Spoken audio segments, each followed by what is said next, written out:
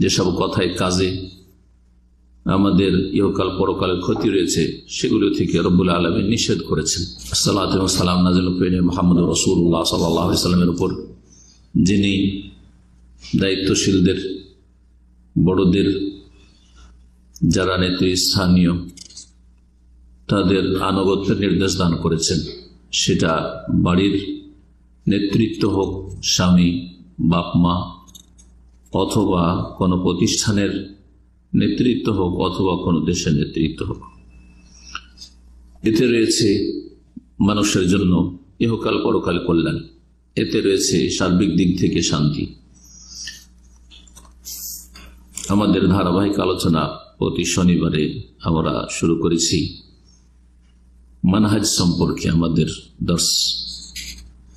আমরা একটি অথবা দুটি প্রশ্ন আল্লামা শেখ সালেহুল ফাওজান হাফিজাহুল্লাহ তাআলাকে যে প্রশ্নগুলি করা হয়েছে এবং তার উত্তর তিনি দিয়েছেন, সে প্রশ্নগুলি যে আমাদের সামনে রয়েছে এই কিতাবে, সেখান থেকে আমরা শোনাবার চেষ্টা করব। আজকে পঞ্চম পর্ব আমাদের মানহাজ সিরিজের। প্রশ্ন নম্বর হচ্ছে 18।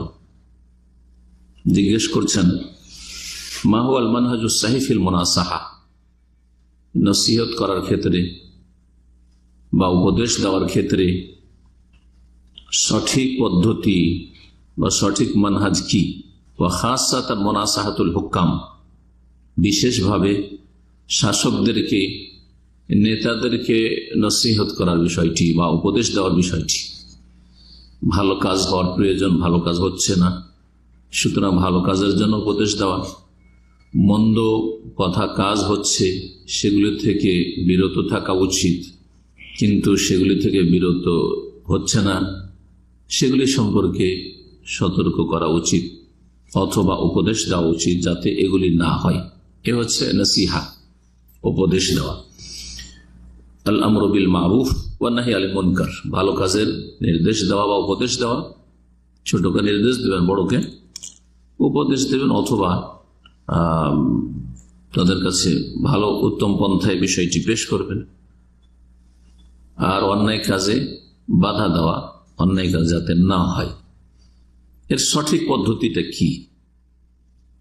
আহওয়া বিত্তাশির আলাল মানাবির বিআফআলিল মুনকারা, সেটা কি স্টেজে দাঁড়িয়ে অথবা জুমা ঈদের খুতবার মেম্বারে দাঁড়িয়ে, বড় বড় মাহফিলে, সেগুলি যে কোনো রকমের মাহফিল হোক, অনুষ্ঠান হোক না কেন, বড় বড় অনুষ্ঠানে গ্যাদারিং এ দাঁড়িয়ে জনগণের সামনে প্রচার করা, সেগুলিকে তুলে ধরা, এটা কি তরিকা যে তারা এইসব অন্যায় কাজগুলি করছে বা আপত্তিকর কাজগুলি করছে, অথবা এগুলি করছে না, করা দরকার? এটা কি স্টেজে দাঁড়িয়ে বলবে প্রকাশ্যে? মুনাসাহাতুহুম ফিস-সির, নাকি গোপনে তাদেরকে নসিহা করবে, উপদেশ দেবে, বুঝাবার চেষ্টা করবে?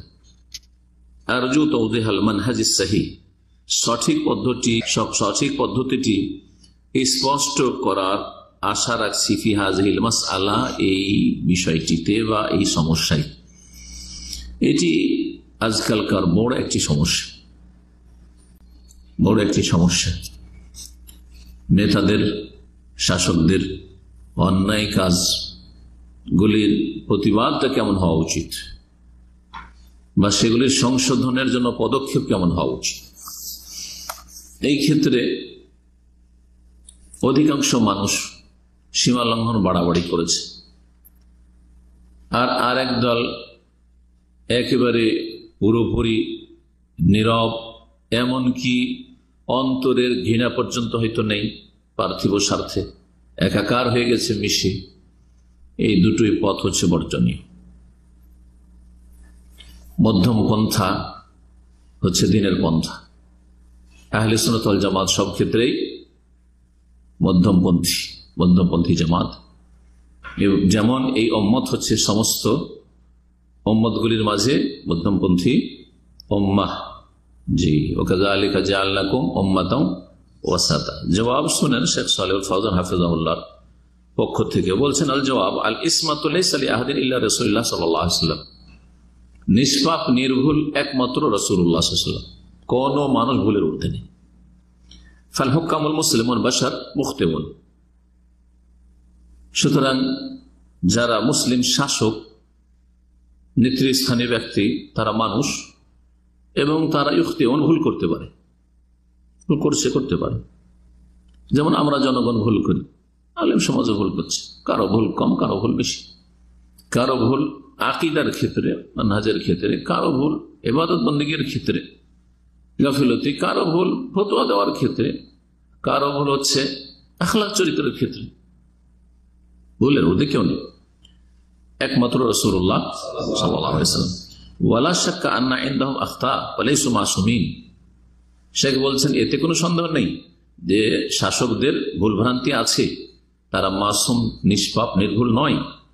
ওয়ালাকিন লা নাত্তাখিযু মিন আখতাইহিম মাজালা লিতাশহীরি বিহিম, কিন্তু তাদের ভুলগুলির কারণে এটা আমরা একটা বাহানা খুঁজে নেব বা রাস্তা খুঁজে নেব এগুলিকে মানুষের মাঝে ছড়িয়ে দেওয়ার, যে সকলেই জানুক, জি, এবং সবার কাছে এই ভুল ত্রুটিগুলি তুলে ধরবো, এর জন্য একটা সুযোগ নেব না, এটাও করব না।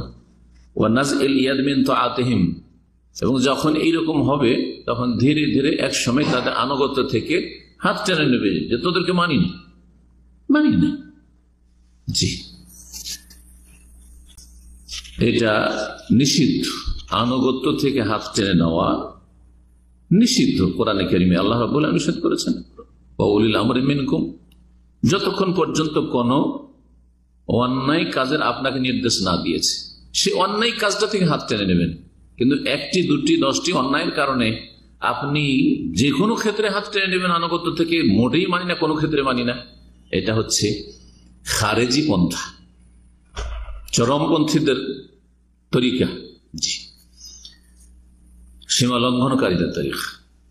হাত্তা ওয়াইন জারু, শেখ সাহেব বলছেন যে যদিও তারা জুলম করে, ওয়াইন জালামু, যদিও অত্যাচার করে, জুলম করেছে জনগণের উপর, কোন ব্যক্তির উপর, সমাজের উপর, যে কোনো বিষয়ে জুলম করছে, জালেম মুসলিম, জালেম শাসক। তারপর হাত্তা ওয়াইন আসাউ, যদিও নাফরমানি করে, আল্লাহর নাফরমানি করেছে, রাসূলুল্লাহ নাফরমানি করছে, কতক্ষণ পর্যন্ত? মালাম ইয়াতু কুফরান বাওয়াহান, যতক্ষণ পর্যন্ত স্পষ্ট কুফরিতে তারা লিপ্ত না হবে, স্পষ্ট কুফরিতে লিপ্ত না হবে। এবং স্পষ্ট কুফরিটা আপনার খেয়াল খুশি ফতোয়া হইলে হবে না। ইনদাকুম ফিহি মিনাল্লাহি বুরহান, হাদিসে রয়েছে, এই হাদিসের অংশ, তোমাদের কাছে তাদের এই কুফরির স্পষ্ট আল্লাহর পক্ষ থেকে সনদ রয়েছে, দলিল রয়েছে, অকাট্য প্রমাণ রয়েছে। দলিল দিতে পারে কোরআন কারীম থেকে, হাদিস থেকে, যে আসলে কাফের হয়েছে, বড় কুফরি করেছে। কামা আমার আবে যালিকা নবী সাল্লাল্লাহু আলাইহি ওয়াসাল্লাম, যেমন নবী করিম সাল্লাল্লাহু আলাইহি ওয়াসাল্লাম এই নির্দেশ দিয়েছেন বলে ইঙ্গিত করেছেন একটি হাদিসের দিকে। হাদিসটি উবাদ বিন সামিত রাদিয়াল্লাহু তাআলা বর্ণিত প্রসিদ্ধ হাদিস, সহিহ বুখারীতে রয়েছে।